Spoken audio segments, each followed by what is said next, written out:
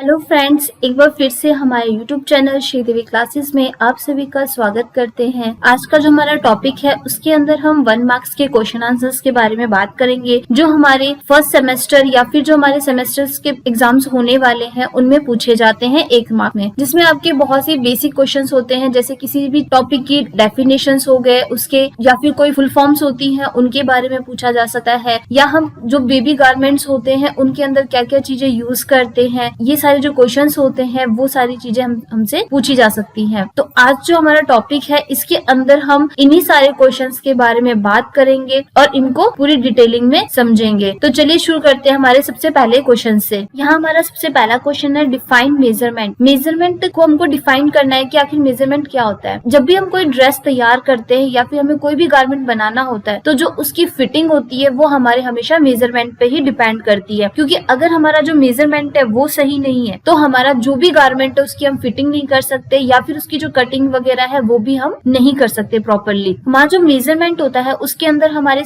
Body के सारे measurements available होते हैं, जैसे हमारे बस्ट लाइन, लेंथ हो गई, वेस्ट लाइन, हिप लाइन। जो गारमेंट बना रहे हैं उसके लिए हमें कौन कौन से मेजरमेंट्स की जरूरत पड़ेगी, या फिर कोई ऐसे पर्टिकुलर मेजरमेंट है जो जिनका यूज करके हम कोई भी ड्रेस या डिजाइन को तैयार कर सकते हैं। तो अगर हमसे ये सिर्फ 1 मार्क्स में क्वेश्चन पूछा जा रहा है तो हम सिर्फ इसमें इतना लिख सकते हैं कि किसी भी गारमेंट की फिटिंग आपके मेजरमेंट पे ही डिपेंड करती है। फिर हमारा सेकंड क्वेश्चन आता है right full form of CBL। ये जो फुल फॉर्म्स हैं ये आपके बेसिकली गारमेंट्स में यूज किए जाते हैं, या फिर आप मेजरिंग करते हैं, ड्राफ्टिंग करते हैं तो उनके अंदर हम कुछ छोटे छोटे ऐसे फुल फॉर्म्स होते हैं जिनका यूज करते हैं। अगर हम इनको पूरा डिफाइंड करके नोट डाउन करते हैं तो वो बहुत ज्यादा टाइम ले लेता है, और इन फॉर्मुलों को अगर यूज करना चाहो तो वो भी बहुत ज्यादा लेंथी हो जाता है। तो जब भी हम गारमेंट में डिजाइनिंग करते हैं या फिर कोई भी ऐसे फॉर्मूले पुट करते हैं तो हमेशा हम शॉर्टकट कीज का ही यूज करते हैं। जैसे यहाँ पे जो हमारा CBL का फुल फॉर्म है वो है सेंटर बैक लेंथ, जिसे हम सेंटर बैक लाइन भी कह सकते हैं। जब आप ड्राफ्टिंग करते हैं तो ड्राफ्टिंग के अंदर जो हमारी मिड लाइन होती है बैक की, उसके लिए हम CBL का यूज करते हैं। ये जो क्वेश्चंस हैं ये आपके पिछले साल के क्वेश्चन पेपर में पूछे गए थे। फिर हमारा नेक्स्ट क्वेश्चन आता है व्हाट इज सैल्वेज। सैल्वेज क्या होता है कि जो भी आपका फैब्रिक होता है या फैब्रिक के जो पीसेस होते हैं उनका एक सेल्फ फिनिश्ड एज होता है, मतलब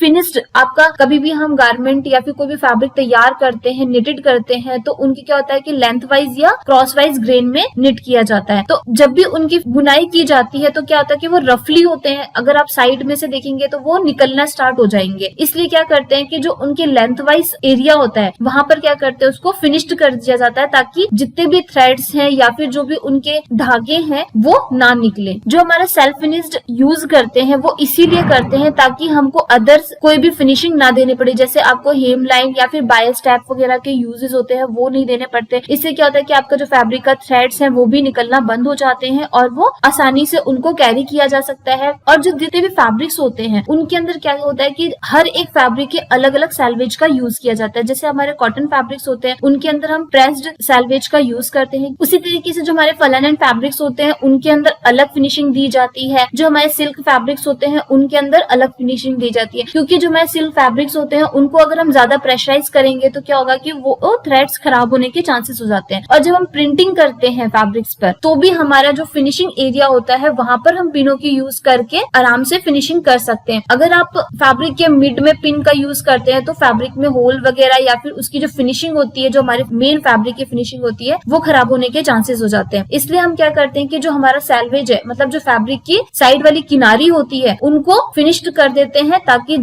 अगर आपको फैब्रिक को कैरी करना है, जैसे मान लो साइड्स में से पकड़ना है या फिर आप उसके अंदर प्रिंटिंग यूज करना चाहते हैं, कोई उसे खराब होने से बचाना चाहते हैं, तो भी आप आसानी से कर सकते हैं। सैल्वेज का सबसे इजी डेफिनेशन यही होता है कि जो भी हमारे फैब्रिक की किनारी होती है उनको हम सैल्वेज कहते हैं। ये आपके लेंथ वाइज ग्रेन में चलती है। जैसे गारमेंट होता है या फिर जो भी कपड़ा होता है उसकी जो विविंग प्रोसेस है वो लेंथ वाइज और क्रॉस वाइज होती है। जो लेंथ वाइज ग्रेन होती है उसके पैरेलल में चलती है आपके सैल्वेज। इस तरीके से भी आप इसे लिख सकते हैं। उसी तरीके से एक और क्वेश्चन पूछा गया था कि right full form of FNP and BNP। ये होते हैं आपके फ्रंट नेक पॉइंट और बैक नेक पॉइंट। जैसे हम कभी भी ड्राफ्टिंग करते हैं तो हमारा जो फ्रंट का नेक पॉइंट होता है उसको लगाने के लिए हम शॉर्टकट की यूज करते हैं FNP, और जो बैक नेक पॉइंट्स होते हैं या फिर बैक नेक लाइन के लिए हम यूज करते हैं वो आपका BNP हो जाता है। फिर हमारा नेक्स्ट क्वेश्चन आता है define seam allowance. Seam allowance क्या होते हैं कि जब भी आप फैब्रिक की कटिंग कर रहे हैं या फिर आप जो भी स्टिचिंग करना चाहते हैं कपड़ा, उसकी एक तो कटिंग लाइन होती है जहां से हम कपड़े को कट करते हैं, और सेकंड होता है कि जहां पर आपको उसकी फिटिंग लाइन देनी है या फिर जहां पे आपको मार्जिन वगैरह इस तरीके से हम जो रखते हैं वो आपके सीम लाइंस हो जाती है, वहां पर हमारा स्टिचिंग यूज किया जाता है। ये आपके जो फैब्रिक्स होते हैं उनके दो पार्ट्स को जोड़ने के लिए भी यूज किया जाता है। जैसे अगर आपका एक फैब्रिक है और सेम दूसरा फैब्रिक है तो उन दोनों को अटैच करने के लिए भी हम सीम लाइन का यूज करते हैं या फिर सीम अलाउंस का यूज करते हैं। ये आपके जो फैब्रिक्स होते हैं उनके 1/4 इंच की विड्थ पे ही रखा जाता है। जैसे आपने कोई भी गारमेंट तैयार करना है तो आपकी एक कटिंग लाइन हो जाती है और एक सीम लाइन हो जाती है, और उसके अलावा आप मार्जिन का भी यूज कर सकते हैं। जैसे हमें अगर एक्स्ट्रा फैब्रिक रखना है तो वो आपका मार्जिन हो जाता है। तो ये जो सीम लाइंस होती हैं किसी भी दो पार्ट्स को जोड़ने के लिए भी यूज किया जाता है, और आपके जो सीम अलाउंस होते हैं वो आपके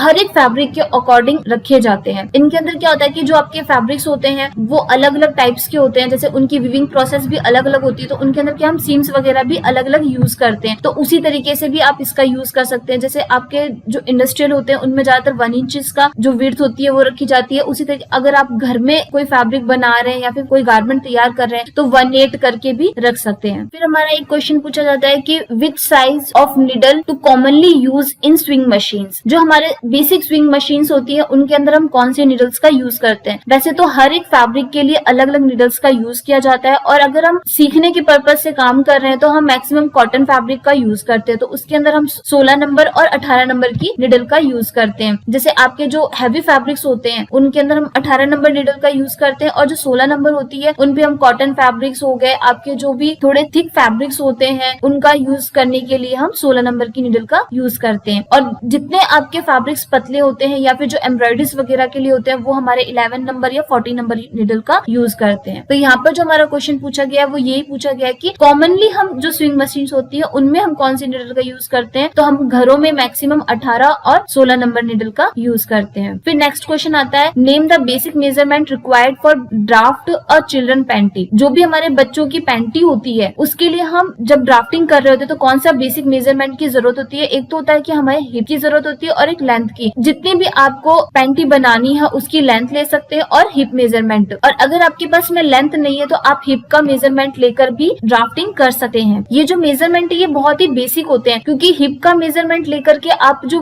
लोअर पार्ट होता है उसके सारे गारमेंट्स आराम से बना सकते हैं। उसी तरीके से एक क्वेश्चन पूछा गया था, हाउ मेनी इंचेस ऑफ और centimetre are there in an इंची टेप। इंची टेप में हमारे इंच कितने होते हैं और सेंटीमीटर कितने होते हैं। तो हमारा जो इंची टेप होता है उसके अंदर 60 इंच होते हैं और 152 सेंटीमीटर्स होते हैं। ये आप लोग चेक भी कर सकते हैं, जो भी आप नॉर्मली इंची टेप यूज करते हैं हमारे मेजरिंग करने के लिए उसके अंदर हमारे 60 इंचेस होते हैं और 152 सेंटीमीटर होते हैं, और 1 इंच में हमारे 2.5 सेंटीमीटर्स होते हैं। ये कुछ ऐसे बेसिक क्वेश्चंस थे जो हमारे फैशन डिजाइनिंग या गारमेंट कंस्ट्रक्शंस में पूछे जाते हैं 1 मार्क्स में। उसी तरीके से कुछ और भी ऐसे क्वेश्चंस हैं, जैसे स्लीव ब्लॉक्स क्यों जरूरी होता है। तो हमारा जो स्लीव ब्लॉक है वो हम लोग इसलिए बनाते हैं क्योंकि उससे हमारे जितने भी मेजरमेंट्स होते हैं या जितने भी स्लीव्स की शेप्स वगैरह होती है वो हमें प्रॉपरली पता चल जाती है, इसलिए हम स्लीव ब्लॉक्स का यूज करते हैं। और कुछ हमारे क्वेश्चंस ऐसे भी पूछे जाते हैं कि जैसे आपका जो बेसिक चार्ट है, मतलब जो हमारा स्टैंडर्ड मेजरमेंट चार्ट है उनका यूज हम क्यों करते हैं। तो आपके जो स्टैंडर्ड मेजरमेंट चार्ट होता है वो इसलिए बनाया जाता है ताकि पर्सन आपके पास में नहीं है तो आप